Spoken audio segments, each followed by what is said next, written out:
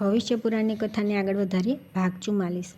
જાતિસ્મર ભદ્રવ્રતનું ફળ અને વિધાન તથા સ્વર્ણઠીવીની કથા. મહારાજ યુધિષ્ઠિરે પૂછ્યું કે ભગવાન, પોતાના પૂર્વજન્મનું જ્ઞાન થવું બહુ કઠણ છે. તમે એ જણાવો કે ઋષિઓના વરદાન, દેવતાઓની આરાધના કે તીર્થસ્થાન, હોમ, જપ, તપ, વ્રત વગેરેના અનુષ્ઠાનથી પૂર્વજન્મનું જ્ઞાન પ્રાપ્ત થઈ શકે કે નહીં? જો એવું કોઈ વ્રત જે કરવાથી પૂર્વજન્મનું સ્મરણ થઈ જાય છે તો તમે તેનું વર્ણન કરો. ભગવાન શ્રી કૃષ્ણે કહ્યું કે રાજન, એક જ વર્ષમાં માર્ગશીર્ષ, ફાલ્ગુન, જ્યેષ્ઠ તથા ભાદ્રપદ ક્રમશઃ આ 4 મહિનાઓમાં ભદ્રવ્રતનું શ્રદ્ધાપૂર્વક ઉપવાસ કરવાથી મનુષ્યને પોતાના પૂર્વજન્મનું સ્મરણ થઈ જાય છે.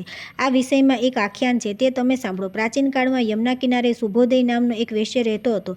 તે આ વ્રત કરતો હતો. કાળક્રમે તે મૃત્યુ પામ્યો અને વ્રતના પ્રભાવથી તે બીજા જન્મમાં રાજા સંજયનો પુત્ર થયો. તેનું નામ સ્વર્ણઠીવી હતું. તેને પૂર્વજન્મનું સ્મરણ હતું. થોડા સમય બાદ ચોરોએ તેને મારી નાખ્યો અને નારદજીના પ્રભાવથી તે જીવિત થઈ ગયો. આ વ્રતના પ્રભાવથી પોતાના વીતી ગયેલા વૃત્તાંતોને સારી રીતે જાણતો હતો. રાજાએ પૂછ્યું, તેનું સ્વર્ણઠીવી નામ કઈ રીતે પડ્યું અને ચોરોએ તેને કેમ મારી નાખ્યો તથા કયા ઉપાય તે જીવતો થયો, એનું વિસ્તારથી વર્ણન કરો. ભગવાન શ્રી કૃષ્ણે કહ્યું કે મહારાજ, કુશાવતી નામની નગરીમાં સંજય નામનો એક રાજા રહેતો હતો. એક દિવસ નારદ અને પર્વત નામના 2 મુનિ રાજાની પાસે આવ્યા. તે બંને રાજાના મિત્ર હતા. રાજાએ અર્ધ્ય, પાદ્ય, આસન આદિ ઉપચારોથી તેમની પૂજા અને સત્કાર કર્યો. તે સમયે રાજાની અતિ સુંદરી રાજકન્યા ત્યાં આવી. પર્વત મુનિએ તેનાથી મોહિત થઈને રાજાને પૂછ્યું કે રાજન, આ યુવતી કોણ છે? રાજાએ કહ્યું કે મુને, આ મારી પુત્રી છે. નારદજીએ કહ્યું કે રાજન, તમે તમારી આ કન્યા મને આપી દો અને તમે જે દુર્લભ વરદાન માગવા ઈચ્છતા હો તે મારી પાસે માગી લો. રાજાએ પ્રસન્ન થઈને કહ્યું કે દેવર્ષે, તમે મને એક એવો પુત્ર આપો જે સ્થાનમાં મળ, મૂત્ર અને થૂક ખોખારાનો ત્યાગ કરે તે બધું ઉત્તમ સોનું થઈ જાય. નારદજી બોલ્યા, એવું જ થશે. રાજાએ અભિષ્ટ વર પ્રાપ્ત કરી પોતાની કન્યાને વસ્ત્રાલંકારથી અલંકૃત કરી નારદજી સાથે તેના લગ્ન કરી દીધા. નારદજીની આ લીલા જોઈને પર્વત મુનિના હોઠ ક્રોધથી ફરકવા લાગ્યા. આંખો લાલ થઈ ગઈ. તેઓ નારદજીને બોલ્યા કે નારદ, તમે આની સાથે લગ્ન કરી લીધા, તેથી તમે મારી સાથે સ્વર્ગ વગેરે લોકમાં નહીં જઈ શકો અને તમે જ્યાં રાજાને પુત્ર પ્રાપ્તિનું વરદાન આપ્યું છે તે પુત્ર પણ ચોરો દ્વારા મરાઈ જશે. આ સાંભળીને નારદજીએ કહ્યું કે પર્વત, તમે ધર્મને જાણ્યા વિના જ મને શાપ આપી રહ્યા છો. આ કન્યા છે, તેના પર કોઈનો પણ અધિકાર નથી. ધર્મપૂર્વક માતા પિતા જેને આપે છે તે જ તેનો સ્વામી થાય છે. તમે મૂર્તાવશ મને શાપ આપ્યો છે, તેથી તમે પણ સ્વર્ગમાં જઈ શકશો નહીં. રાજા સંજયના પુત્રને ચોરો મારી નાખશે તો પણ હું તેને યમલોકમાંથી લઈ આવીશ. આ પ્રમાણે પરસ્પર શાપ આપી અને રાજા સંજય દ્વારા સત્કૃત થઈને બંને મુનિ પોતપોતાના આશ્રમમાં ચાલ્યા ગયા. ત્યાર પછી 7મા મહિને રાજાને ત્યાં પુત્રનો જન્મ થયો. તે કામદેવ જેવો અતિશય રૂપવાન અને જાતિસ્મર હતો. નારદજીના વરદાનથી જે સ્થાન પર તે મળમૂત્રનો પરિત્યાગ કરતો હતો ત્યાં તે સોનું બની જતું હતું. તેથી રાજાએ તેનું નામ સ્વર્ણઠીવી રાખ્યું. તે રાજપુત્ર બધા પ્રાણીઓની વાતને સમજતો હતો. રાજા સંજય પુત્રના પ્રભાવથી ઘણું ધન પ્રાપ્ત કરી રાજસૂય વગેરે યજ્ઞોનું વિધિપૂર્વક સંપાદન કર્યું. તેણે અનેક કુવા, સરોવર, દેવાલયો વગેરેનું નિર્માણ કરાવ્યું. પુત્રની રક્ષા માટે વિશાળ સેના પણ નિયુક્ત કરી. સ્વર્ણઠીવીના પ્રભાવથી રાજા સંજયને ત્યાં સોનાના ઢગ એકત્રિત થઈ ગયા. થોડા સમય પછી રાજકુમારને અત્યંત ખ્યાતિ સાંભળીને લોભવશ મદથી છકેલા ચોરોએ સ્વર્ણઠીવીનું હરણ કરી લીધું. પરંતુ જ્યારે તેના શરીરમાં ક્યાંય પણ સોનું ન જોયું ત્યારે ચોરોએ તેને મારીને જંગલમાં ફેંકી દીધો. ચોરો દ્વારા પુત્રના માર્યા જવાથી રાજા બહુ દુઃખી થઈને વિલાપ કરવા લાગ્યા. તે સમયે ત્યાં નારદજી પધાર્યા. નારદજીએ અનેક પ્રાચીન રાજાઓની ગાથાઓ સંભળાવી રાજાના શોકને નિવૃત્ત કર્યો અને યમલોકમાં જોઈને તેઓ રાજપુત્રને લઈ આવ્યા. પુત્રને પ્રાપ્ત કરી રાજા બહુ પ્રસન્ન થયા અને તેણે નારદજીને પૂછ્યું કે મહારાજ, કયા કર્મના પ્રભાવથી આ મારો પુત્ર સ્વર્ણઠીવી થયો અને કયા કર્મના પ્રભાવથી તેને પૂર્વજન્મનું સ્મરણ છે? નારદજીએ કહ્યું કે રાજન, આણે ભદ્ર નામક વ્રત વિધિપૂર્વક 4 વાર કર્યું છે. આ તેનો પ્રતાપ છે. એટલું કહીને નારદજી પોતાના આશ્રમમાં ચાલ્યા ગયા. ભગવાન શ્રી કૃષ્ણ બોલ્યા કે મહારાજ, આ વ્રત કરવાથી વ્રત કરનારનો ઉત્તમ કુળમાં જન્મ થાય છે અને તે રૂપવાન તથા પૂર્વજન્મનો જ્ઞાતા તેમજ દીર્ઘાયુ થાય છે.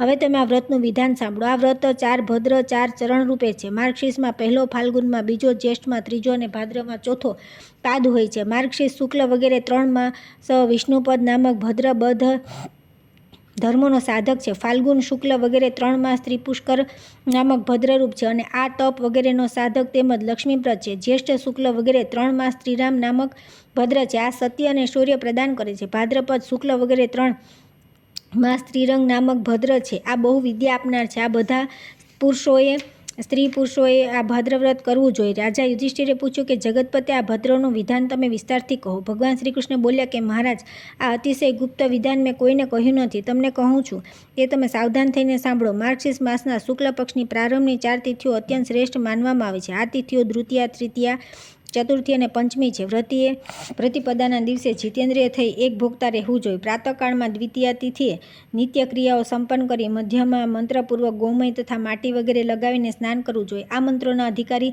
4 વર્ણ છે, પરંતુ વર્ણશંકરોને આનો અધિકાર નથી. વિધવા સ્ત્રી જો સદાચારી હોય તો તે પણ આ વ્રત કરી શકે છે. સધવા સ્ત્રી પોતાના પતિની આજ્ઞાથી આ વ્રત કરે. શરીરમાં માટી લેપન કરવાનો મંત્ર આ પ્રમાણે છે: ત્વમ મૃત્સેન વંદિતા દેવે સમલૈદ્યથિત્યાભિ માયાપી વંદિતા ભક્ત્યા મામતો વિમલમ કુરુ. મૃતિકે દુષ્ટ દૈત્યોનો વિનાશ કરનારા દેવતાઓ દ્વારા તમે વંદિત છો. હું પણ ભક્તિપૂર્વક તમારી વંદના કરું છું. મને પણ તમે પવિત્ર કરી દો. ત્યાર પછી જળની સમીપ જઈને સફેદ સરસો, કાળા તલ, વચ અને સર્વ ઔષધિનું ઉપદાન લગાવી જળમાં મંડળ અંકિત કરીને આ મંત્ર બોલવો જોઈએ: ત્વમાદિઃ સર્વદેવાનામ જગતામ ચ જગન્મયે ભૂતાનામ વિરુંધ્વામ ચૈવ રસાનામ પતયે નમઃ. ગંગાસાગરજમ તોયમ પોષ્કરમ નર્મદમ તથા યામુનામ સાનિહિત્યમ ચ સન્નિધાનમસ્તુ મે. આ મંત્ર બોલી સ્નાન કરી શુદ્ધ વસ્ત્ર પહેરી સંધ્યાને તર્પણ કરવું. પછી ઘેર આવી નિયમપૂર્વક રહેવું અને ચંદ્રના ઉદય સુધી કોઈની સાથે વાત ન કરવી. આ જ પ્રમાણે દ્વિતીયા વગેરે તિથિઓમાં કૃષ્ણ, અચ્યુત, અનંત અને ઋષિકેશ આ નામોથી ભક્તિપૂર્વક ભગવાનનું પૂજન કરવું. પહેલા દિવસે ભગવાનના ચરણાવિંદોનું, બીજા દિવસે નાભિનું, ત્રીજા દિવસે વક્ષસ્થલનું અને ચોથા દિવસે નારાયણના મસ્તકનું વિધિપૂર્વક ઉત્તમ પુષ્પ, ધૂપ, દીપ, નૈવેદ્ય વગેરેથી પૂજન કરવું. અને રાત્રે જ્યારે ચંદ્રોદય થાય ત્યારે શશી, ચંદ્ર, શશાંક તથા ઇન્દ્રુ આ નામોથી ક્રમશઃ ચંદન, અગરુ, કર્પૂર, દહીં, દુર્વા, ચોખા તથા અનેક રત્નો, પુષ્પો તથા ફળો વગેરેથી ચંદ્રમાને અર્ધ્ય આપવો. દરેક દિવસે જેમ જેમ ચંદ્રમાની વૃદ્ધિ થાય તેમ તેમ અર્ધ્યમાં પણ વૃદ્ધિ કરવી જોઈએ. અર્ધ્ય આ મંત્રથી આપવો જોઈએ: નવો નવોસી માસાંતે જાયમાન પુનઃ પુનઃ ત્રિપરગ્નિવેશમતાન વે દેવાનાપ્યાયસે હવિ ગગન્નાસામ દીપ દુગ્ધાબિમંથનો દ્રવ ભાભાસિત દિગા ભોગ રામાનુજ નમોસ્તુતે. હે રામાનુજ, તમે દરેક માસના અંતમાં નવા નવા રૂપે પ્રગટ થતા રહો છો. 3 અગ્નિઓથી સમન્વિત દેવતાઓને તમે જ હવિષ્ય દ્વારા તૃપ્ત કરો છો. તમારી ઉત્પત્તિ ક્ષીરસાગરના મંથનથી થઈ છે. તમારી આભાથી દિશા વિદિશાઓ આભાસિત થાય છે. ગગનરૂપી આંગણમાં તમે સત્સેવા રૂપ એવા દૈદીપ્યમાન દીપક છો. તમને નમસ્કાર છે. ચંદ્રમાને અર્ધ્ય નિવેદિત કરીને તે અર્ધ્ય બ્રાહ્મણને આપી દેવો. પછી મૌન રહી જમીન પર કમળપત્ર પાથરીને ભોજન કરવું. પલાશ કે આસોપાલવના પાંદડા દ્વારા પવિત્ર ભૂમિ કે શિલાતળનું શોધન કરીને આ મંત્રની ભૂમિની પ્રાર્થના કરવી જોઈએ: તત્ફલે ભોક્તુમા કામોદહમ દેવી સર્વસરસો દ્રવે મદનુગ્રહાય સુસાદ્વમ કુર્વન્ત્ર મૃતોપમમ. સંપૂર્ણ રસોને ઉત્પન્ન કરનારી હે પૃથ્વી દેવી, તમારા આશ્રયમાં હું ભોજન કરવા ઈચ્છું છું. મારા પર અનુગ્રહ કરવા માટે તમે આ અન્નને અમૃત જેવું ઉત્તમ સ્વાદયુક્ત બનાવી દો. ત્યાર પછી શાક તથા પકવાનનું ભોજન કરવું. ભોજન પછી આચમન કરવું અને અંગોનો સ્પર્શ કરી ચંદ્રમાનું ધ્યાન કરતા રહીને ભૂમિ પર જ શયન કરવું. બીજાના દિવસે ક્ષાર તેમજ મીઠા રહિત હવિષ્યનું ભોજન કરવું જોઈએ. તૃતીયાએ નિવાર તથા ચતુર્થીએ ગાયના દૂધથી બનેલા ઉત્તમ પદાર્થોને ગ્રહણ કરવા જોઈએ. પંચમીએ ઘી સાથે ખીચડી લેવી જોઈએ. આ ભાદ્ર વ્રતમાં સામો, ચોખા, ગાયનું ઘી તથા અન્ય ગવ્ય પદાર્થ તથા માગ્યા વિના મળે તે ફળ શ્રેષ્ઠ માનવામાં આવે છે. ત્યાર પછી પ્રાતઃકાળે સ્નાન કરી પિતરોનું તર્પણ કરી બ્રાહ્મણોને ભોજન કરાવી તેમને દાન, દક્ષિણા વગેરે આપીને વિદાય કરવા જોઈએ. પછી સેવક તેમજ બંધુની સાથે સ્વયં પણ ભોજન કરવું. આ પ્રમાણે 3 મહિના સુધી 4 ભાદ્રવ્રતનું જે વર્ષ સુધી ભક્તિપૂર્વક પ્રમાદ રહિત થઈને આચરણ કરે છે તેને ચંદ્રદેવ પ્રસન્ન થઈને શ્રી વિજય વગેરે પ્રદાન કરે છે. જે કન્યા ભદ્રવ્રતનું અનુષ્ઠાન કરે છે તે શુભ પતિને પ્રાપ્ત થાય છે. દુર્ભગા સ્ત્રી સુભગા તેમજ સાધ્વી થઈ જાય છે તથા નિત્ય સૌભાગ્યને પ્રાપ્ત કરે છે. રાજ્યાર્થી રાજ્ય, ધર્માર્થી ધન અને પુત્રાર્થી પુત્ર પ્રાપ્ત કરે છે. આ ભાદ્ર વ્રત કરવાથી કન્યાના ઉત્તમ કુળમાં લગ્ન થાય છે તથા તે ઉત્તમ શૈયા, અન્ન, યાન, આસન વગેરે સુપદાર્થોને પ્રાપ્ત કરે છે અને પુરુષ, ધન, પુત્ર, સ્ત્રીની સાથે સાથે પૂર્વજન્મના જ્ઞાનને પણ પ્રાપ્ત કરે છે. ત્યાર પછી આવે છે યમ દ્વિતીયા તથા અશૂન્ય શયન વ્રતની વિધિ. ભગવાન શ્રી કૃષ્ણ બોલ્યા કે રાજન, કાર્તિક માસના શુક્લ પક્ષની દ્વિતીયા તિથિએ યમુનાએ પોતાના ઘરે પોતાના ભાઈએ અમને ભોજન કરાવ્યું અને યમલોકમાં મોટો ઉત્સવ થયો. તેથી આ તિથિનું નામ યમ દ્વિતીયા થયું. તેથી આ દિવસે ભાઈએ પોતાના ઘરે ભોજન ન કરી બહેનના ઘરે જઈને પ્રેમપૂર્વક તેના હાથનું બનાવેલું ભોજન કરવું જોઈએ. તેનાથી બળ અને પુષ્ટિ મળે છે. તેના બદલામાં બહેનને સ્વર્ણના અલંકાર, વસ્ત્ર તથા દ્રવ્ય વગેરેથી સંતુષ્ટ કરવી જોઈએ. જો પોતાની સગી બહેન ન હોય તો પિતાના ભાઈની પુત્રી, મામાની પુત્રી, માસી અથવા ફોઈની પુત્રી આ પણ બહેન સમાન છે. એમના હાથનું બનાવેલું ભોજન કરવું. જે પુરુષ યમ દ્વિતીયાના દિવસે બહેનના હાથનું ભોજન કરે છે તેને ધન, યશ, આયુષ્ય, ધર્મ, અર્થ અને અપાર સુખ પ્રાપ્ત થાય છે. રાજા યુધિષ્ઠિરે પૂછ્યું કે ભગવાન, તમે કહ્યું કે સર્વધર્મનું સાધન ગૃહસ્થાશ્રમ છે. તે ગૃહસ્થાશ્રમ સ્ત્રી અને પુરુષથી જ પ્રતિષ્ઠિત થાય છે. પત્નીહીન પુરુષ અને પુરુષહીન નારી ધર્મ વગેરે સાધન સંપન્ન કરવામાં સમર્થ થતા નથી. તેથી તમે કોઈ એવું વ્રત બતાવો જેનું અનુષ્ઠાનથી દાંપત્યનો વિયોગ ન થાય. ભગવાન શ્રી કૃષ્ણ બોલ્યા કે મહારાજ, શ્રાવણ માસના કૃષ્ણ પક્ષની દ્વિતીયાએ અશૂન્ય શયન નામનું વ્રત થાય છે. એ કરવાથી સ્ત્રી વિધવા થતી નથી અને પુરુષ પત્ની રહિત થતો નથી. આ તિથિએ લક્ષ્મી સહિત ભગવાન વિષ્ણુનું શયા પર અનેક ઉપચારો દ્વારા પૂજન ન કરવું જોઈએ. આ દિવસે ઉપવાસ, નક્ત વ્રત અથવા અયાચિત વ્રત કરવું જોઈએ. આ વ્રતના દિવસે દહીં, ચોખા, કંદમૂળ, ફળ, પુષ્પ, જળ વગેરે સોનાના પાત્રમાં મૂકી નીચેના મંત્ર બોલી ચંદ્રમાને અર્ધ્ય આપવો જોઈએ. ગગન નાગ સંભૂત દુગ્ધાબી મંથનો દ્રવ ભાભા શીત દિગા ભોગ રામાનુજ નમોસ્તુતે. આ વિધાનની સાથે જે વ્યક્તિ 4 માસ સુધી વ્રત કરે છે તેને કદી સ્ત્રી વિયોગ પ્રાપ્ત થતો નથી તથા તેને સર્વ પ્રકારના ઐશ્વર્ય પ્રાપ્ત થાય છે. જે સ્ત્રી ભક્તિપૂર્વક આ વ્રત કરે છે તે 3 જન્મ સુધી દુર્ભગા અને વિધવા થતી નથી. આ અશૂન્ય દ્વિતીયાનું વ્રત બધી કામનાઓ અને ઉત્તમ ભોગોને આપનારું છે. તેથી આ વ્રત અવશ્ય કરવું જોઈએ. ત્યાર પછી આવે છે મધુક તૃતીયા તથા મેઘપાલી તૃતીયા વ્રત. યુધિષ્ઠિરે પૂછ્યું કે ભગવાન, મધુક વૃક્ષનો આશ્રય ગ્રહણ કરનારી ભગવાન શંકરની પત્ની ભગવતી ગૌરીની લક્ષ્મી, સરસ્વતી વગેરે દેવીઓએ કયા કારણથી અર્ચના કરી એ કહો. ભગવાન શ્રી કૃષ્ણ બોલ્યા કે પ્રાચીન કાળમાં સમુદ્ર મંથનથી મધુક વૃક્ષ નીકળ્યું. સ્ત્રીઓને અખંડ સૌભાગ્ય પ્રાપ્ત કરાવનાર તથા બધી આધિવ્યાધિઓને દૂર કરનાર તે વૃક્ષને પૃથ્વીલોકના લોકોએ પૃથ્વી પર સ્થાપિત કર્યું. જયા, વિજયા વગેરે સખીઓ સહિત ભગવતી ગૌરીને તે પ્રફુલ્લિત સુંદર વૃક્ષનો આશ્રય ગ્રહણ કરેલા જોઈને દેવતાઓએ પોતાની અભિષ્ટ ઈચ્છાઓની પૂર્તિ માટે તે વૃક્ષની અનેક ઉપચારોથી પૂજા કરી. સ્વયં લક્ષ્મી, સરસ્વતી, સાવિત્રી, ગંગા, રોહિણી, રંભા તથા અરુંધતી વગેરે પણ નિયમપૂર્વક વિનયપૂર્વક પૂજા કરી. ભગવતી ગૌરીએ પ્રસન્ન થઈ તેમને ઇષ્ટ ફળ પ્રદાન કર્યું. ફાલ્ગુન માસના શુક્લ પક્ષની તૃતીયા તિથિ એની ઉપાસના કરી હતી. તેથી આ દિવસે ઉપવાસ કરી મધુવનમાં જઈને મધુક વૃક્ષની નીચે બ્રહ્મચર્યમાં સ્થિત જટામુકુટથી સુશોભિત તપસ્યા રથ તથા ગોધના રથ પર આરૂઢ રુદ્રાધ્યાન પરાયણ ભગવતી પાર્વતીની પ્રતિમાનું ધ્યાન કરીને ગંધ, પુષ્પ, દીપ, લાલ, ચંદન, કેસર, મધુ, દ્રવ્ય, સ્વર્ણ, માણિક્ય વગેરેથી પૂજા કરી દેવીને આ પ્રમાણે અખંડ સૌભાગ્ય માટે પ્રાર્થના કરી. ઓમ ભૂષિતા દેવભૂષા ચ ભૂષિકા લલિતા ઉમા તપોનરતા ગૌરી સૌભાગ્ય મે પ્રયચ્છતુ દૌર્ભાગ્ય મે શમયતુ સુપ્રસન્નમના સદા અવૈધ્યમ કુલે જન્મ દાદાત્વ પર જનમી. તપોવન હે ગૌરી, તમે તમારું નામ લલિતા તથા ઉમા છે. તમે દેવતાઓના આભૂષણ સ્વરૂપ તથા બધાને આભૂષિત કરનારા છો અને સ્વયં આભૂષિત છો. તમે મને સૌભાગ્ય પ્રદાન કરો. તમે મારા દુર્ભાગ્યનું ક્ષમન કરો. બીજા જન્મમાં પણ મારું સૌભાગ્ય અખંડિત રહે. તમે સર્વદા મારા પર પ્રસન્ન રહો. ત્યાર પછી ફૂલ, જીરું, મીઠું, ગોળ, ઘી, પુષ્પમાળાઓ, કંકુ, ગંધ, અગરું, ચંદન તથા સિંદૂર વગેરે તથા વસ્ત્રોથી અનેક દેશી અંજનોથી માલપુઆ, તલ અને ભાત, મોદક વગેરે નૈવેદ્યોથી મધુક વૃક્ષની પૂજા કરવી. તેની પ્રદક્ષિણા કરીને બ્રાહ્મણોને દક્ષિણા આપવી. જે કન્યા ઉત્તમ તૃતીયા વ્રત કરે છે તે 3 લોકમાં દુષ્પ્રાપ્ય ભગવાન વિષ્ણુ જેવા પતિ પ્રાપ્ત કરે છે. હે રાજન, મારા દ્વારા કથિત આ વ્રત ચિરકાળ સુધી પ્રસિદ્ધ રહેશે. આ વ્રત રૂકમણીની સામે પ્રથમ મહર્ષિ કશ્યપે કહ્યું હતું. જે આ સ્ત્રી વ્રત કરશે તે નિરોગી, સુંદર, દ્રષ્ટિ સંપન્ન તથા સર્વાંગ સુંદર થઈને 100 વર્ષનું આયુષ્ય પૂરું કરશે. ત્યારબાદ ઘંટડીના રણકારથી સોંપતા હંસયાન દ્વારા રુદ્રલોકને પ્રાપ્ત થશે તથા અનેક વર્ષો સુધી પોતાના પતિની સાથે દિવ્ય ભોગો પ્રાપ્ત કરીને અષ્ટસિદ્ધિઓથી સમન્વિત થશે. યુધિષ્ઠિરે પૂછ્યું કે ભગવાન, મેઘપાલી વ્રત ક્યારે અને કઈ રીતે કરવાનું હોય છે, એનું ફળ શું છે તથા મેઘપાલી લતા કેવી હોય છે એ બતાવવાની કૃપા કરો. ભગવાન શ્રી કૃષ્ણ બોલ્યા કે આસો માસના કૃષ્ણ પક્ષની તૃતીયા તિથિએ ભક્તિપૂર્વક સ્ત્રીઓ અથવા પુરુષોએ સધર્મની પ્રાપ્તિ માટે મેઘપાલીને સપ્ત ધાન્ય, જવ, ઘઉં, ડાંગર, ધાન, તલ, કાંગણી, સામો તથા ચણા અને ઉગેલા ઘઉંની સામે અથવા તલ, ચોખાના પિંડો દ્વારા અર્ધ્ય પ્રદાન કરવો જોઈએ. મેઘપાલી નાગરવેલના પાન જેવા પાંદડાવાળી માંજરોયુક્ત એક લાલ વેલ છે. તે વાટિકામાં ગામના રસ્તાઓમાં થાય છે તથા મોટા ભાગે પર્વતો પર થાય છે. વેપાર દ્વારા જીવનયાપન કરનાર વૈશ્યો ધાન્ય, તેલ, ગોળ, કંકુ, સોનું તથા પદ, પગરખા, છત્રી, કપડાં, અંગૂઠી, કમંડળ, આસન, વાસણ અને ભોજ્ય વસ્તુ વગેરેથી એની પૂજા કરે છે. મેઘપાલીના અર્ધ્યદાનથી જાણે અજાણે જે પણ પાપ થાય છે તે નષ્ટ થઈ જાય છે. શ્રેષ્ઠ સ્ત્રીઓને શુભ દેશ અથવા સ્થાનમાં ઉત્પન્ન મેઘાલીની ફળ, ગંધ, પુષ્પ, ચોખા, નાળિયેર, ખજૂર, દાડમ કરેણ, ધૂપ, દીપ, દહીં અને નવા ઉગાડેલા અનાજથી પૂજા કરવી જોઈએ તથા લાલ વસ્ત્રોથી ઓઢાડીને અબીર અર્પણ કરીને અર્ધ્ય આપવો જોઈએ. તે અર્ધ્ય વિદ્વાન બ્રાહ્મણને સમર્પિત કરવો જોઈએ. આ પ્રમાણે મેઘપાલીની પૂજા કરનાર સ્ત્રી કે પુરુષ પરમ ઐશ્વર્યને પ્રાપ્ત કરે છે તથા સુખ સૌભાગ્યથી સમન્વિત થઈને 100 વર્ષ સુધી જીવે છે.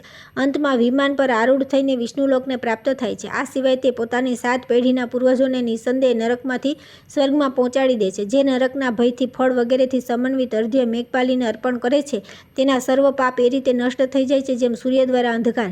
ત્યાર પછી આવે છે પંચાગ્નિ સાધન નામની રંભા તૃતીયા તથા ગોષ્પદ તૃતીયા વ્રત. યુધિષ્ઠિરે પૂછ્યું કે ભગવાન, મૃત્યુલોકમાં જે વ્રત દ્વારા સ્ત્રીઓનો ગૃહસ્થાશ્રમ સુખરૂપે ચાલે છે અને તેના પતિનો પણ પ્રેમ પ્રાપ્ત થાય છે તે જણાવો. ભગવાન શ્રી કૃષ્ણે કહ્યું કે એક સમયે અનેક લતાઓથી આવૃત, વિવિધ પુષ્પોથી સુશોભિત, મુનિ અને કિન્નરોથી સેવિત તથા ગાન અને નૃત્યથી પરિપૂર્ણ રમણીય કૈલાસ શિખર પર મુનિઓ અને દેવતાઓથી આવૃત મા પાર્વતી અને ભગવાન શિવ બિરાજમાન હતા. તે સમયે ભગવાન શંકરે પાર્વતીને પૂછ્યું કે સુંદરી, તમે એવું કયું ઉત્તમ વ્રત કર્યું છે જેથી આજે તમે મારા વામાંગીના રૂપમાં અત્યંત પ્રિય બની ગયા છો? પાર્વતીજી બોલ્યા કે નાથ, મેં બાલ્યાવસ્થામાં રંભા વ્રત કર્યું હતું. તેના ફળ સ્વરૂપે તમે મને પતિરૂપે પ્રાપ્ત થયા છો તથા હું બધી સ્ત્રીઓની સ્વામિની તથા તમારી અર્ધાંગીની પણ બની ગઈ છું. ભગવાન શંકરે પૂછ્યું કે ભદ્રે, સર્વને સુખ પ્રદાન કરનારું આ રંભા વ્રત કઈ રીતે કરવામાં આવે છે? પિતાના ઘરે તમે આ વ્રત કઈ રીતે કર્યું હતું તે જણાવો. પાર્વતીજી બોલ્યા કે દેવ, એક સમયે હું બાળપણમાં પોતાના પિતાના ઘરે સખીઓની સાથે બેઠી હતી. તે સમયે મારા પિતા હિમવાન તથા માતા મેનાએ મને કહ્યું કે પુત્રી, તમે સુંદર તથા સૌભાગ્યવર્ધક રંભાવ્રતનું અનુષ્ઠાન કરો. તેનો આરંભ થતાં જ તમને સૌભાગ્ય, ઐશ્વર્ય તથા મહાદેવી પદની પ્રાપ્તિ થઈ જશે. પુત્રી, જ્યેષ્ઠ માસની શુક્લ પક્ષની તૃતીયાના દિવસે સ્નાન કરી આ વ્રતનો નિયમ ગ્રહણ કરવો અને પોતાની ચારે બાજુ પંચાગ્નિ પ્રજ્વલિત કરો, અર્થાત ગાર્હપતાગ્નિ, દક્ષિણાગ્નિ, આહ્વાનીય તથા સભ્યગાગ્નિ અને 5મા તેજ સ્વરૂપ સૂર્યાગ્નિનું સેવન કરો અને વચ્ચે પૂર્વાભિમુખ બેસી જાઓ અને મૃગ ચર્મ, જટા, વલ્કલ વગેરે ધારણ કરીને 4 ભુજાઓવાળી તથા સર્વ અલંકારોથી સુશોભિત તથા કમળાસન પર વિરાજમાન ભગવતી મહાસતીનું ધ્યાન કરો. પુત્રી, મહાલક્ષ્મી, મહાકાલી, મહામાયા, મહામતી, ગંગા, યમુના, સિંધુ, સતદ્રુ, નર્મદા, મહી, સરસ્વતી તથા વૈતરણીના રૂપમાં તે જ મહાસતી સર્વત્ર વ્યાપ્ત છે, તેથી તમે તેની આરાધના કરો. પ્રભુ, મેં માતા દ્વારા બતાવેલી વિધિથી શ્રદ્ધા ભક્તિપૂર્વક રંભાવ્રતનું અનુષ્ઠાન કર્યું અને એ વ્રતના પ્રભાવથી મેં તમને પ્રાપ્ત કર્યા છે. ભગવાન શ્રી કૃષ્ણ પુનઃ બોલ્યા કે હે કુંતી, લોપામુદ્રાએ પણ આ રંભાવ્રતના આચરણથી મહામુનિ અગસ્ત્યને પ્રાપ્ત કર્યા અને તેઓ સંસારમાં પૂજ્ય બન્યા. જે કોઈ સ્ત્રી પુરુષ આ રંભાવ્રત કરશે તેના કુળની વૃદ્ધિ થશે, તેને ઉત્તમ સંતતિ તથા સંપત્તિ પ્રાપ્ત થશે. સ્ત્રીઓને અખંડ સૌભાગ્યની તથા સંપૂર્ણ કામનાઓને સિદ્ધ કરનારા શ્રેષ્ઠ ગૃહસ્થાશ્રમ સુખની પ્રાપ્તિ થશે અને જીવનના અંતમાં તેમને ઈચ્છાનુસાર વિષ્ણુ તથા શિવલોકની પ્રાપ્તિ થશે. આ વ્રતનું સંક્ષિપ્ત વિધાન આ પ્રમાણે છે. વ્રતીએ એક સુંદર મંડપ બનાવી તેને ચંદન, પુષ્પ, અત્તરથી સુવાસિત તથા અલંકૃત કરવો જોઈએ. ત્યાર પછી મંડપમાં મહાદેવી રુદ્રાણીની યથાશક્તિ સુવર્ણની પ્રતિમા સ્થાપિત કરવી જોઈએ અને ગંધ, પુષ્પ, ધૂપ, દીપ તથા વિવિધ પ્રકારના નૈવેદ્યોથી તેમની પૂજા કરવી જોઈએ. દેવીની સામે સૌભાગ્યાષ્ટક, જીરું, કડુહુંડ, પૌવા, ફૂલ, પવિત્ર, નિષ્પાવ, મીઠું, ખાંડ તથા ગોળ અર્પણ કરવા જોઈએ. પદ્માસન વાળીને સૂર્યાસ્ત સુધી દેવીની સામે બેસી રહેવું. ત્યારબાદ રુદ્રાણીને પ્રણામ કરીને આ મંત્ર બોલવો. વેદેષુ સર્વશાસ્ત્રેષુ દિવી ભૂમો ધરાતલે દુષ્ટ શ્રુતસ્વ બહુશો ન શક્યા રહિતઃ શિવઃ ત્વમ શક્તિસ્ત્વં સ્વધા સ્વાહા ત્વમ સાવિત્રી સરસ્વતી પતિમ દેહિ ગૃહદેહિ વસુદેહિ નમોસ્તુતે. સંપૂર્ણ વેદાદિ શાસ્ત્રોમાં સ્વર્ગમાં તથા પૃથ્વીમાં ક્યાંય એવું નથી સાંભળ્યું કે જોયું નથી કે શિવ શક્તિથી રહિત છે. હે પાર્વતી, તમે જ શક્તિ છો. તમે સ્વધા સ્વાહા સાવિત્રી અને સરસ્વતી છો. તમે મને પતિ શ્રેષ્ઠ ઘર તથા ધન પ્રદાન કરો. તમને નમસ્કાર છે.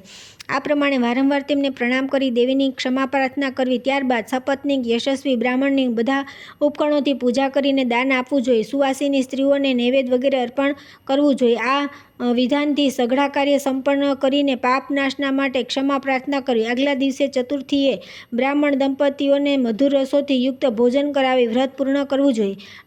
પાર્થ, ભાદ્રપદ માસના શુક્લ પક્ષની તૃતીયા તથા ચતુર્થી તિથિએ પ્રતિવર્ષ ગોસ્પદ નામનું વ્રત કરવું જોઈએ. સ્ત્રી અથવા પુરુષે પ્રથમ સ્નાન કરીને અક્ષત અને પુષ્પમાળા, ધૂપ, ચંદન, પીઠી વગેરેથી ગાયની પૂજા કરવી. તેમના શિંગડા વગેરે સંપૂર્ણ અંગોને શણગારવા. તેમને ભોજન કરાવીને તૃપ્ત કરવી. સ્વયં તેલ અને મીઠા વિનાનું અને અગ્નિ દ્વારા સિદ્ધ ન કરવામાં આવ્યું હોય તેવું ભોજન કરવું, વનમાં જતી તથા આવતી ગાયોને તેમની તુષ્ટિના માટે ઘાસ નીરવું અને તેમને નીચેના મંત્રથી અર્ઘ્ય પ્રદાન કરવું. માતા રુદ્રણામ દુહિતામ વસુનામ સ્વદાત્યમ નામામૃતસ્ય નાભિ પ્રનોચુ વોચુ ચિકિત્સેષુ જનાયામાં ગમનાદિ અતિમ વધિષ્ઠ. ત્યાર પછી નીચેના મંત્રથી ગાયની પ્રાર્થના કરવી. ગાવો મેં અગ્રત સંતુ, ગાવો મેં સંતુ પૃષ્ઠત, ગાવો મેં હૃદય સંતુ, ગવો મધ્યે વસામ્યહમ.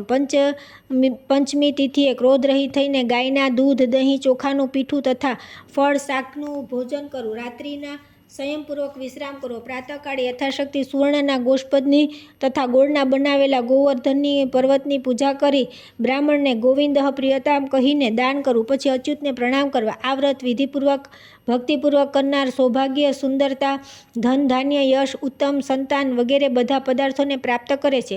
તેનું ઘર ગાય અને વાછરાથી ભરેલું રહે છે. મૃત્યુ પછી તે દિવ્ય રૂપ ધારણ કરીને દિવ્ય અલંકારોથી વિભૂષિત થઈને વિમાનમાં બેસીને સ્વર્ગમાં જાય છે તથા સ્વર્ગમાં દિવ્ય 100 વર્ષો સુધી નિવાસ કરીને પછી વિષ્ણુલોકમાં જાય છે. આ ગોષ્પદ ત્રિરાત્ર વ્રત કરનાર, ગાય તથા ગોવિંદની પૂજા કરનાર અને ગોરસ વગેરેનું ભોજન કરીને જીવન નિર્વાહ કરનાર ઉત્તમ ગોલોકને પ્રાપ્ત થાય છે. ત્યાર પછી આવે છે હરકાલી વ્રત કથા. રાજા યુધિષ્ઠિરે પૂછ્યું કે ભગવાન ભગવતી હરકાલી દેવી કોણ છે? એમનું પૂજન કરવાથી સ્ત્રીઓને શું ફળ પ્રાપ્ત થાય છે? એનું તમે વર્ણન કરો. ભગવાન શ્રી કૃષ્ણ બોલ્યા કે મહારાજ દક્ષ પ્રજાપતિની એક કન્યાનું નામ કાળી હતું. તેમનો વર્ણ પણ નીલકમળ જેવો કાળો હતો. તેમના લગ્ન ભગવાન શંકર સાથે થયા. લગ્ન પછી ભગવાન શંકર ભગવતી કાલી સાથે આનંદપૂર્વક રહેવા લાગ્યા. એક સમયે ભગવાન શંકર ભગવાન વિષ્ણુની સાથે પોતાના સુરમ્ય મંડપમાં બિરાજમાન હતા. તે સમયે હસીને શિવજીએ ભગવતીને કાળી કહીને બોલાવ્યા અને કહ્યું કે પ્રિય ગોરી અહીં આવો. શિવજીનું આ વાક્ય સાંભળીને ભગવતીને બહુ ક્રોધ આવ્યો અને તે એવું કહીને રડવા લાગ્યા કે શિવજીએ મારો કાળો વર્ણ જોઈને પરિહાસ કર્યો છે અને મને ગૌરી કહ્યું છે. તેથી હવે હું મારા આ શરીરને અગ્નિમાં પ્રજ્વલિત કરી દઈશ. ભગવાન શંકરે તેમને અગ્નિમાં પ્રવેશતા રોકવાનો પ્રયત્ન કર્યો, પરંતુ દેવીએ પોતાના દેહની હરિતવર્ણની કાંતિ, લીલી ધરો વગેરે ઘાસમાં ત્યાગીને પોતાના દેહને અગ્નિમાં હોમી દીધું અને તેમણે ફરી હિમાલયની પુત્રી રૂપમાં ગૌરી નામે પ્રાદુર્ભૂત થઈને શિવજીના વામાંગમાં નિવાસ કર્યો. એ દિવસે જગત પૂજ્યા શ્રી ભગવતીનું નામ હરકાલી થયું. મહારાજ, ભાદ્રપદ મહિનાના શુક્લ પક્ષની તૃતીયા તિથિએ બધી પ્રકારના નવા ધાન્ય એકઠા કરીને તેમના પર અંકુરિત લીલા ઘાસથી ભગવતી હરકાલીની મૂર્તિ બનાવી સ્થાપિત કરવી અને ગંધ, પુષ્પ, ધૂપ, દીપ, મોદક વગેરેથી નૈવેદ્ય તથા વિવિધ પ્રકારના ઉપચારોથી દેવીની પૂજા કરવી. રાત્રિના સમયે ગીત, નૃત્ય વગેરે ઉત્સવો કરીને જાગરણ કરવું અને દેવી હરકાલી આમંત્રણો પ્રણામ કરવા જોઈએ.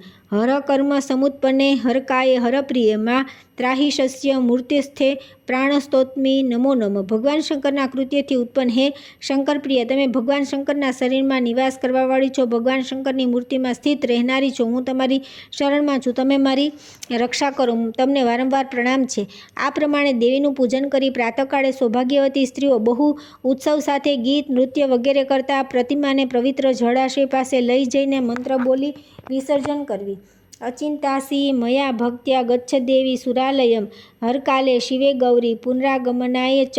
હે હરકાલી દેવી, મેં ભક્તિપૂર્વક તમારી પૂજા કરી છે. હે ગૌરી, તમે પુનઃ આગમન માટે અત્યારે દેવલોકમાં પ્રસ્થાન કરો. આ વિધિ પ્રમાણે દર વર્ષે જે સ્ત્રી અથવા પુરુષ વ્રત કરે છે તે આરોગ્ય, દીર્ઘાયુષ્ય, સૌભાગ્ય, પુત્ર, પૌત્ર, ધન, બળ, ઐશ્વર્ય વગેરે પ્રાપ્ત કરે છે અને 100 વર્ષ સુધી સંસારનું સુખ ભોગવીને શિવલોકને પ્રાપ્ત કરે છે. મહાદેવના અનુગ્રહથી ત્યાં વીરભદ્ર, મહાકાલ, નંદીશ્વર, વિનાયક વગેરે શિવજીના ગણ તેની આજ્ઞામાં રહે છે. જે આ હરકાલી વ્રત ભક્તિપૂર્વક કરે અને રાત્રિના સમયે ગીત, નૃત્ય, વાદ્ય સાથે જાગરણ કરી ઉત્સવ કરે તે પોતાના પતિની અત્યંત પ્રિય થાય છે. ત્યાર પછી આવે છે લલિતા તૃતીયા વ્રતની વિધિ. રાજા યુધિષ્ઠિરે કહ્યું કે ભગવાન, હવે તમે 12 મહિનામાં કરવામાં આવનારા વ્રતોનું વર્ણન કરો, જે કરવાથી સર્વ પ્રકારના ઉત્તમ ફળ પ્રાપ્ત થાય છે. સાથે સાથે માસ વ્રતનું વિધાન પણ બતાવવાની કૃપા કરી છે. શ્રી ભગવાન બોલ્યા કે મહારાજ, આ વિષયમાં હું એક પ્રાચીન ઇતિહાસ સંભળાવું છું, તમે સાંભળો. એક સમયે દેવતા, ગંધર્વ, યક્ષ, કિન્નર, સિંહા, તપસ્વી, નાગ વગેરેથી પૂજિત ભગવાન શ્રી સદાશિવ કૈલાસ પર્વત પર વિરાજમાન હતા. તે સમયે ભગવતી ઉમાએ વિનયપૂર્વક ભગવાન સદાશિવને પ્રાર્થના કરી કે મહારાજ, તમે મને ઉત્તમ તૃતીયા વ્રતમાં વિશે જણાવો કે જે કરવાથી સ્ત્રીને સૌભાગ્ય, ધન, પુત્ર લક્ષ્મી, દીર્ઘાયુ તથા આરોગ્ય પ્રાપ્ત થાય છે અને સ્વર્ગની પણ પ્રાપ્તિ થાય છે. ઉમાની આ વાત સાંભળીને ભગવાન શિવે હસીને કહ્યું કે પ્રિય, ત્રણેય લોકમાં એવી કઈ વસ્તુ છે જે તમને દુર્લભ છે તથા જેની પ્રાપ્તિ માટે વ્રત કરવાની ઈચ્છા પ્રગટ કરી રહી છો? પાર્વતીજી બોલ્યા કે મહારાજ, તમારી વાત સાચી. તમારી કૃપાથી ત્રણેય લોકના બધા ઉત્તમ પદાર્થો અને સુલભ છે, પરંતુ સંસારમાં અનેક સ્ત્રીઓ વિવિધ કામનાઓથી પ્રાપ્તિ માટે તથા અમંગળોની નિવૃત્તિ માટે ભક્તિપૂર્વક મારી આરાધના કરે છે. મારા શરણે આવ્યા છે, તેથી એવું કોઈ વ્રત કહો જેથી તેઓ અનાયાસે પોતાનું અભિષ્ટ પ્રાપ્ત કરી શકે. ભગવાન શિવે કહ્યું કે ઉમે, વ્રતની ઈચ્છા ધરાવનાર સ્ત્રી સંયમપૂર્વક માઘ શુક્લ પક્ષની તૃતીયાએ પ્રાતઃ ઉઠી નિત્યકર્મ સંપન્ન કરીને વ્રતના નિયમને ગ્રહણ કરે. મધ્યાહન સમયે બીલું અને આમળા મિશ્રિત પવિત્ર જળથી સ્નાન કરી શુદ્ધ વસ્ત્ર ધારણ કરે તથા ગંધ, પુષ્પ, દીપ, કપૂર, કંકુ તથા વિવિધ નૈવેદ્યોથી ભક્તિપૂર્વક ભક્તો પર વાત્સલ્ય ભાવ રાખનારા એવો તમારી પાર્વતીની ભક્તિભાવે પૂજા કરે. ત્યાર પછી ઈશાની નામે તમારું ધ્યાન કરીને તાંબડાના ઘડામાં જવ, અક્ષત તથા સુવર્ણ મૂકીને સૌભાગ્ય વગેરેની કામનાથી સંકલ્પપૂર્વક તે ઘડો બ્રાહ્મણને દાન આપી દે. બ્રાહ્મણ તે ઘડાના જળથી વ્રત કરનારનો અભિષેક કરે. ત્યાર પછી કુશોદકનું આચમન કરીને રાત્રિના સમયે ભગવતી ઉમાદેવીનું ધ્યાન કરતા રહીને ભૂમિ પર દર્ભની શૈયા બિછાવીને સૂઈ જાય. બીજા દિવસે પ્રાતઃકાળે ઉઠી સ્નાન કરી વિધિપૂર્વક ભગવતીનું પૂજન કરે અને યથાશક્તિ બ્રાહ્મણોને ભોજન કરાવે તથા પોતે પણ મૌન થઈને ભોજન કરે. આ પ્રમાણે ભગવતીનું પ્રથમ માસમાં ઈશાની નામથી, બીજા માસમાં પાર્વતી નામથી, ત્રીજા માસમાં શંકરપ્રિયા નામથી, ચોથા માસમાં ભવાની નામથી, પાંચમામાં સ્કંદ માતા નામથી, છઠ્ઠા માસમાં દક્ષહુતા નામથી, સાતમા માસમાં મૈનાકી નામથી, આઠમા માસમાં કાત્યાયની નામથી, નવમા માસમાં હિમદ્વિજા નામથી, દસમા માસમાં સૌભાગ્યપદાયિની નામથી, 11મા માસમાં ઉમા નામથી તથા છેલ્લા 12મા માસમાં ગૌરી નામથી પૂજન કરવાનું. 12 માણસોમાં ક્રમશઃ કુશોદક, દૂધ પી, ગોત્ર, ગોમય, ફળ, લીમડાના પાન, કંટકારી, સોમલ, ગોતક, દહીં, પંચગવ્ય અને શાકનું પ્રાશન કરવું. આ પ્રમાણે 12 મહિના સુધી વ્રત કરીને શ્રદ્ધાપૂર્વક ભગવતીની પૂજા કરતો અને દરેક મહિને બ્રાહ્મણોને દાન આપવું.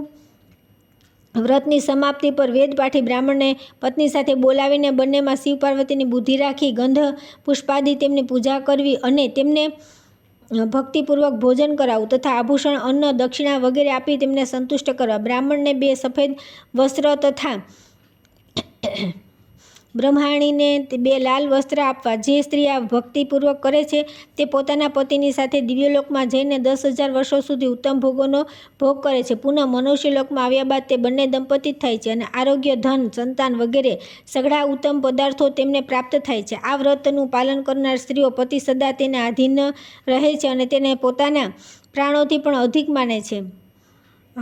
જન્માંતરમાં વ્રત કરનાર સ્ત્રી રાજપત્ની થઈને રાજ્ય સુખનો ઉપભોગ કરે છે.